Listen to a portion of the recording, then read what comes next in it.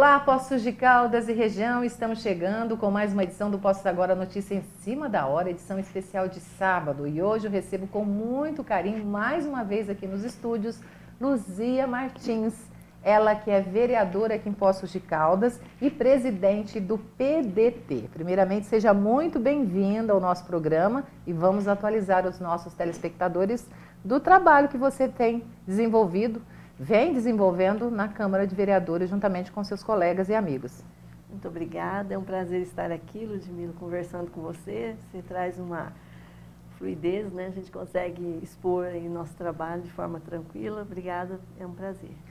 Para quem não sabe, a Luzia, ela já foi presidente, esteve à frente e foi a fundadora do Lar Criança Feliz, que hoje já não mexe mais, né, Luzia? Já passou o bastão. Passei o bastão, né, há algum tempo, desde que eu fui secretária de promoção social, para não haver conflito de interesses, né, eu deixei o Lar Criança Feliz, mas foi uma instituição que eu fundei em 1992 e o objetivo realmente era suprir as crianças e adolescentes da época, porque faltava tudo, né? E vocês foram pioneiros, né, Luzia? Com esse trabalho aqui em Poços de Caldas. Quantas vezes eu fui lá fazer matéria com vocês? As crianças trabalhando, executando atividades no contraturno escolar. Isso, foi bom que dali várias outras ações deram sequência, né? E acho que é isso que é importante, a gente fazer o que tem que ser feito na hora certa e deixar que o trabalho flua, né? Eu falo que a maior alegria hoje encontrar com as crianças da época e ver que são adultos. Isso que eu ia te perguntar, quando eles encontram com você na rua ou te veem na televisão, o que eles falam? Tia? Já te chamam de tia? Me chamam de tia ainda, maior alegria. Tudo grande? Tudo grande. Sexta-feira eu fui madrinha de casamento de um deles. Ah, que gracinha. E eu acho que é isso que vale a pena, né? Esse legado que você deixou. Sim, o Lucas, tem a Priscila que eu tenho contato, super trabalhadora. Já tem sua casa própria, tem carro, tem moto, tem filhos, é casado. Então, assim, essas histórias, né, que reverberam assim, na gente o desejo de fazer mais. Hoje eu acredito que nós temos muitas políticas públicas que atendam, né, as crianças, temos aí vários benefícios.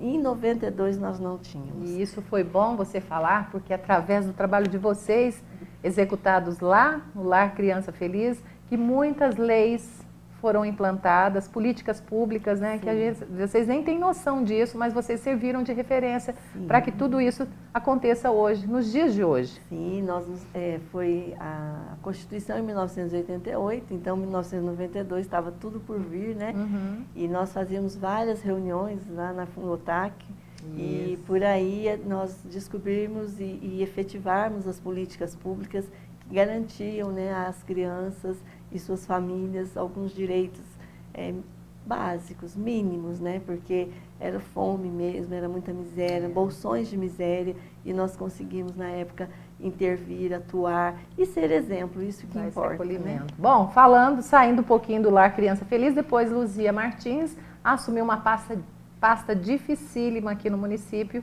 que é a promoção social, não é mesmo, Luzia? Que continua sendo o grande gargalo da administração, que a população ainda não entendeu, né, o trabalho, ou às vezes eu falo aqui, a gente não generaliza, mas a maioria das pessoas às vezes fecha os olhos para as coisas que acontecem no nosso dia a dia, não conhece o trabalho, né? Até trouxe um tempo atrás o Carlinho aqui, que estava à frente da pasta, dizendo que acontece muita coisa positiva lá na secretaria, mas as pessoas só querem ver o lado negativo das coisas, né? É interessante a promoção social, porque para mim era tudo muito tranquilo, né? Era um trabalho que a gente já executava e que conhecia, tem uma política pública, tem uma política nacional de assistência social. Que tem que ser seguida. Traz as diretrizes, então era tranquilo. No entanto, a cobrança externa era muito grande e a gente percebia que era falta de conhecimento da Política Nacional de Assistência Social. Inclusive, vários vereadores, né, cobravam coisas que eles queriam que nós não cumpríssemos a lei, né? E nós estávamos, no entanto, cumprindo a legislação. Querendo resolver o problema, mas de uma forma mais rápida, né? E às vezes tem que passando por cima de leis que não podem. E assim, né, eu dizia, até minha equipe assustava um pouco, mas eu dizia que se a promoção social tem uma demanda grande, é porque faltou ações na educação, na saúde, no esporte, na cultura, geração de trabalho e renda, moradia. Então, quando falta isso, resvala na promoção social. Então, nós temos que investir sobrecarrega, né? muito aqui para que as pessoas não cheguem a precisar da assistência social. E quando chegar, tem o atendimento que ela necessita, que vai aí uma ser humano, né? E eu falo muito isso, o trabalho em rede é tão importante, né, Luzia? A comunicação entre as pastas. E assim, o trabalho em rede, a rede de atendimento, uma rede efetiva, né? Na época, na promoção social, eu percebi essa dificuldade da compreensão do nosso trabalho. Então, eu falei tinha uma pessoa que trabalhava comigo, que fazia questão de marketing visual, né? Eu falei, eu quero colocar na parede, desenhado, tudo que a promoção social faz. E nós fizemos, né? De um lado de cá, nós colocamos um mapa geográfico e ali, georreferenciamento. Ali tinha todas as ações, onde a promoção social estava. E do lado de cá, nós fizemos também na parede, impresso, todos os serviços da promoção social, todos os projetos. Então, nós trabalhamos, e na minha porta tinha as redes, né? Por isso que eu entrei nesse tema. Então, as redes de proteção à criança e adolescente, rede de proteção à mulher e gênero, rede de proteção às pessoas em situação de rua, aos idosos e às pessoas com deficiência. E aí nós investimos muito nessa rede, porque as decisões, elas devem ser construídas, né? Para chegar a decidir, tem que ser uma discussão bem construída, bem embasada. Uma discussão, uma comunicação em conjunto. Em conjunto, porque nós estamos lidando com vidas, né? E as pessoas têm as questões subjetivas, é muito ponto complexo. De vistas diferentes, né? Cada pessoa pensa de um jeito, né? Isso. E às vezes a informação que a gente gostaria de chegar de uma forma acaba chegando de outra, né? Fragmentada, eu sempre falo, né? E aí, sempre ouvir todos os lados e duvidar de todos. E eu fiquei mais preocupada ainda, né, na promoção social, quando nós tínhamos reuniões com vários atores, várias secretarias, e que nenhuma secretaria se envolvia com a causa da promoção social.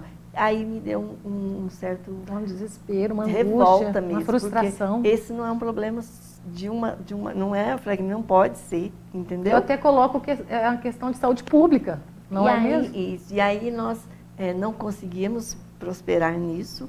Quando eu cheguei na Câmara, a primeira coisa que eu fiz foi um anteprojeto de lei que fosse constituído um comitê com as várias pastas para que se conversasse sobre as questões da promoção social, que não são só da promoção social, não são. E aí, infelizmente, né, esse anteprojeto de lei demorou um ano para vir para a Câmara, suprimiram algumas pastas, então devolvemos para que são todas, turismo, esporte, cultura, tudo, segurança pública, tudo. Comunicação, educação, saúde, nem se fala, né? E aí veio, só que aí passou nas comissões, alguns vereadores acham que querem já construir a política, é aí que está o meu viés. Não somos nós, são eles que vão fazer o comitê e vão construir o que deve ser feito entre eles, não a gente, porque é muito complexas todas as discussões, né? E parâmetro tem, que é a própria lei federal. Então, a lei federal vai dizer quais são os parâmetros, que pode, que não pode, que deve, os caminhos, né? Tem técnicos. E nesse comitê, insere também as pessoas, as casas que atendem, né? E também insere o atendido. Porque ele precisa estar nessa discussão para falar do problema. É o mais importante, é o protagonista de toda a situação, né? Mas vamos aguardar ver as cenas dos próximos capítulos. Bom, nós vamos para o intervalo, né? Já foi um bloco. No próximo a gente vai falar do seu trabalho na Câmara de Vereadores. Não sai daí que eu volto já já.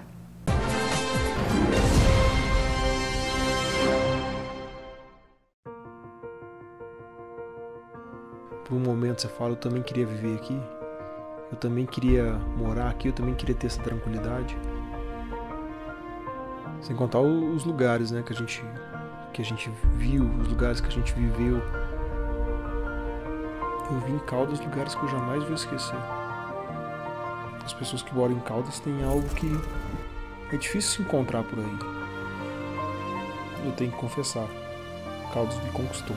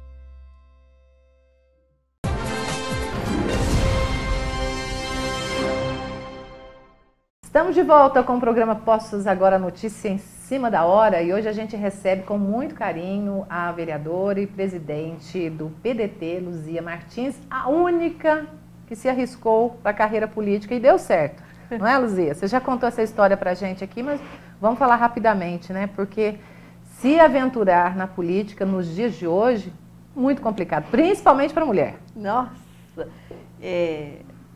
Ludmila, não é? É uma coisa complicada. Desafiador. Desafiador, e quando eu coloquei, né, meu nome, era o nosso Você já candidato. Estava afiliada ao partido ou não? Não. Você foi convidada? Eu fui convidada pelo Celso Patelli, meu amigo, né? Você nem imaginava fazer parte de política? Não. De fazer política, nada? Enquanto secretária, eu fui porque eu falei, dá para fazer um trabalho técnico. Que é uma coisa que você já trazia na bagagem, né? E não me filiei ao partido, quem me convidou na época foi o Flávio Faria, né?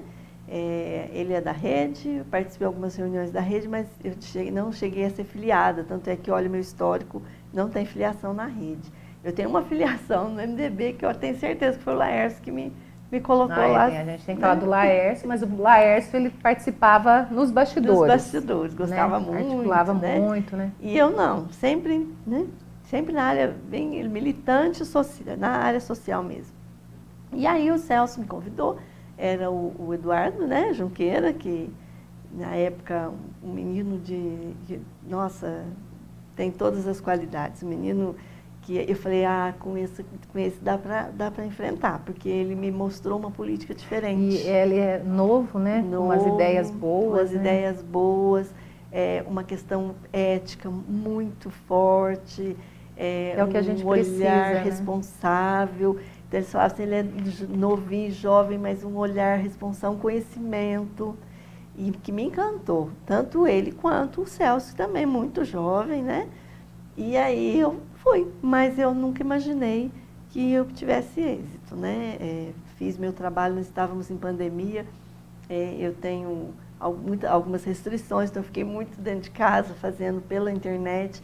E aí, o que eu pensei? Eu falei, eu vou fazer cada semana uma live com os temas que eu acho importante e que eu acho que tem que melhorar, né? Primeiro, a educação, a cultura, depois esporte, e fui indo cada semana. Questões da mulher, né? Mulher, principalmente, né? E a bandeira que você defende dentro da Câmara. Não tem voz, não tem vez, né?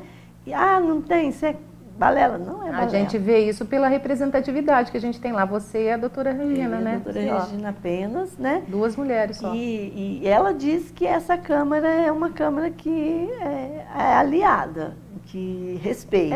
Mas né? vocês estão trabalhando bem, né? Estamos. Eu tenho sentido bastante projetos de leis saindo de você e seguindo à frente, porque eu sempre falo, né? Às vezes a gente chega com muitas ideias, né, Luzia? Mas se a gente não tiver a participação dos demais colegas, o projeto ele é engavetado, ele não segue adiante, porque o projeto, além dele ser votado, ele tem que ser aprovado e depois tem que passar tem que ser sancionado pelo prefeito. Então, assim, tem muita burocracia em torno de tudo, né? Eu tive alguns projetos que o prefeito vetou, mas nós derrubamos o veto do prefeito. O que é isso? Nós estamos aliados, né?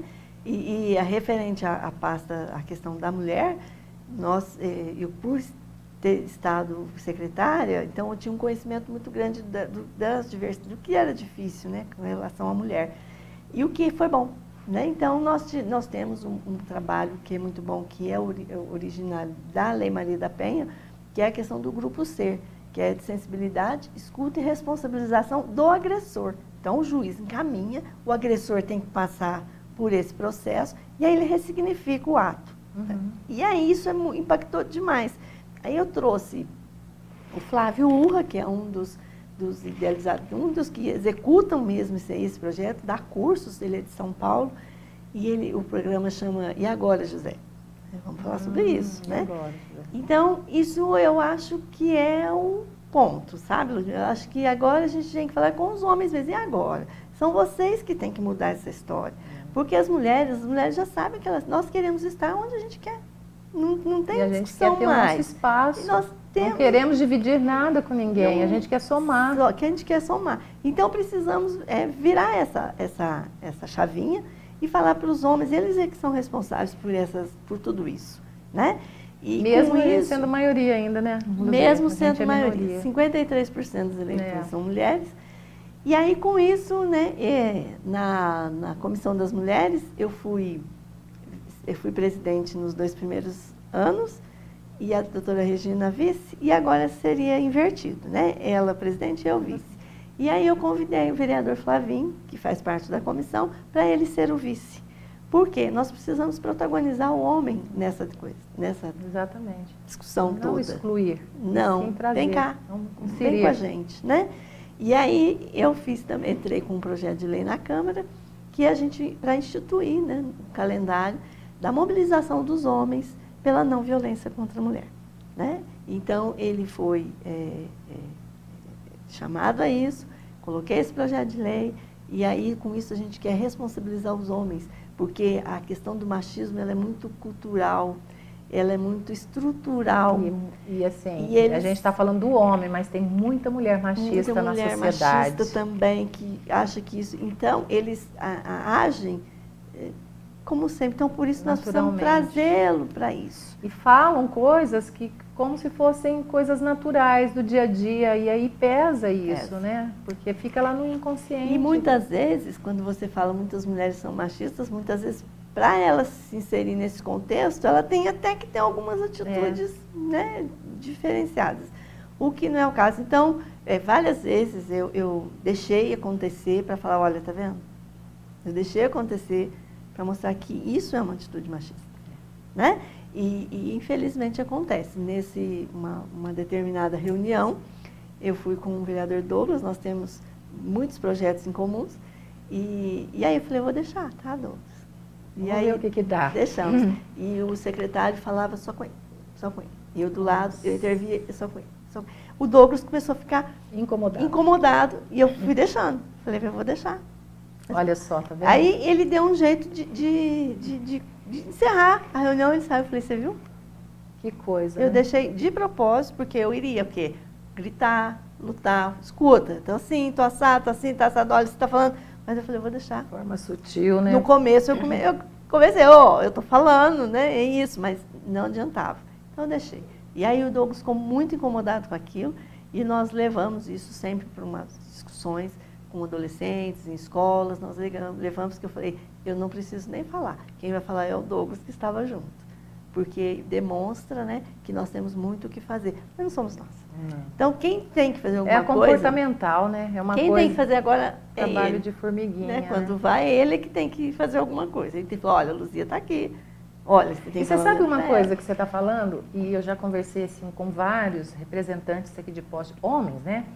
Sobre essa questão da essência feminina. Tem muitos homens que têm esse olhar, Sim. né? Porque convive muito com a mãe, com as irmãs e conhece o universo feminino. É muito mais fácil e tem esse olhar empático com as mulheres. Já tem o outro lado, né? Do homem que ficou muito do lado do pai, foi trabalhar com o pai mais cedo, tudo, e teve esse contato, esse convívio mais do lado do homem, do lado masculino da família, né? Isso influencia muito também, né, Luzia? Influencia, porque nós vivemos, né? São os exemplos que nós temos, né? Influenciam para o bem ou para o mal, né? Aí vai depender da essência do ser mesmo, né? Mas o que eu acho que falta, né, são os homens ouvirem, né? Ouvirem. O que eu percebo ali na Câmara muitas vezes é isso, eles não ouvem, né? Eu me lembro de uma vez, quando eu estava na reportagem, a doutora, eles não deixaram, era uma outra turma, né, a doutora Regina querendo falar, eles não deixaram, ela levantou muito brava, eu estava lá, ela pediu se eu pudesse, você pode gravar para mim, para eu falar, porque aqui eles não me deixam falar na minha casa, na casa do povo. Aí eu abri o microfone e deixei ela falar. Ela ficou indignada. Ela falou assim, gente, e ela já tem uma outra... vocês duas são diferentes, né? Você já é mais tranquila, ela já se exalta, ela fica nervosa, ela fala mesmo. Aí eu abri o microfone e deixei ela falar. Depois trouxe a matéria para cá e deu o que falar, né? Porque, na realidade, eles não deixaram. Era uma discussão saudável, salutar, de um assunto muito pertinente, só que eles não deixaram ela falar. E ela ficou muito revoltada. Aí ela levantou e falou, vocês não vão deixar falar aqui? Então eu vou lá na imprensa. Ela fez isso. E ela enfrenta mesmo. Mas lá na Câmara a gente eu não tô tem achando mais que esse isso ano agora. tá boazinha, esse mandato tá boazinha, tá mais tranquilo. É porque nós não estamos tendo que ter embates, né? Embates, porque nós somos respeitadas, sim, né? E quando não somos, nós mostramos. Esses dias que está vindo aquilo que eu falei, uma turma, né, de vereadores mais jovens, também com uma cabeça mais aberta, sim, né? Sim. E entendendo também todo esse universo e essa mudança de postura. E assim, né? Hoje é politicamente negativo um homem que faz isso, né? Então eles também se falam lá, repercute. Mesmo que eles, que não seja uma coisa natural, que eles estão se observando, né? Teve determinadas situações que eu já me coloquei e falei, olha, você teve uma atitude machista, porque eu pedi a palavra primeiro e você deu para o outro. Isso é gravado. Então, hoje não tem jeito, hoje né? não tem jeito. Então, eles têm que se cuidar mesmo pela própria imagem, né? Porque eles querem passar uma imagem de que não tem nada disso, né? Mas a gente sabe que tem. Mas a gente sabe que tem. Isso não é só do universo político, não. Em todos os setores da sociedade, a gente tem que avançar muito nesse quesito, né? Rapidamente, Luzia, vamos falar dos seus projetos de lei, porque a gente está finalizando o nosso programa. Você viu como é que falamos bastante coisas e quanta coisa deixamos de falar? Vamos falar do projeto de lei, processo seletivo, né? Sistema educacional prisional, uma coisa legal que você vem trabalhando também há bastante tempo, né? A PAC, eu tive conhecimento da PAC desde secretária da Promoção Social, logo no início. O Dr. Robson, juiz na época, me procurou, me falou do projeto da PAC que nós temos em Alfenas, em Pouso Alegre. Aí o Celso Patelli conhecia, porque o Celso Patelli, filho de juiz, né, também, né, doutor Faz Celso tanta Patelli, falta, né? Faz demais da conta, nossa. Até eu dediquei essa conquista ao Celso, né. E depois o Dr. Malman também, e conheci o pessoal da PAC, e com isso, né, fui visitar a PAC, fiquei encantada. Na época nós foi um ônibus, e eu fui com... Você foi onde? Nós fomos em Pouso Alegre. Pouso Alegre, que a de Andradas também é muito boa, né? De Andradas é presídio mesmo, né? Presídio, né? Mas eu fui na PAC. A PAC é um sistema prisional diferenciado. Não, é um sistema que que a gente pode falar educacional. No presídio, ele vai optar em ir para a PAC. Na PAC, ele trabalha, né, se estuda. For, ele trabalha, ele estuda, depois ele evoluindo no comportamento, passando a pena, isso vai contando na pena dele. Vai diminuindo. Aí ele vai depois para o semi-aberto, depois ele pode ir para o regime aberto. Aí ele vai evoluindo. Vai evoluindo. Lá não tem, lá são eles que cuidam deles. Né? Então tem o coordenador. Tem que trabalhar lá dentro, tem que plantar, tem que limpar, tem que lavar, senão eles não têm o serviço. Eu entrei na sala, nas celas, as celas são impecáveis, de limpas, de organizadas, não tem um risquinho, o guarda-roupa tudo arrumado, a cama tudo arrumada, tem um painel de avaliação. Então, assim, é fantástico. Então, mas aí quando a gente fala desse projeto, aqui para Poços de Caldas, porque então, a gente... aí eles estão querendo trazer para Poços há muito tempo. Mas não avança o assunto. Não avançava. Não, eu estou falando que a gente é da imprensa há mais tempo, né? Isso. Ganhamos terrenos, aí não deu certo. A comunidade de lá não aceitou, aí arrumou outro terreno, mas não deu certo. Então, agora foi destinado à PAC uma área de 53 mil metros quadrados. É lá onde era o aterro, do ladinho do aterro, que é o aterro sanitário. Então, lá vai ser construído, aí tem o apoio agora da Federação das APACs, da Vale, parece. Então, vão construir a PAC. Isso não vai viabilizar a construção do presídio. Uma coisa é o presídio. E outra coisa é a PAC. E outra coisa é a PAC. Vão ficar próximos, então, né? Serão duas unidades distintas dentro do município. Do presídio, por que está acontecendo? Nós, aqui em Poços, é uma vergonha, né? Sempre foi, né? Um presídio, naquele lugar, né? Do presídio... É depósito, né? A gente fala que é depósito de preso, né? Do presídio, ele pode... O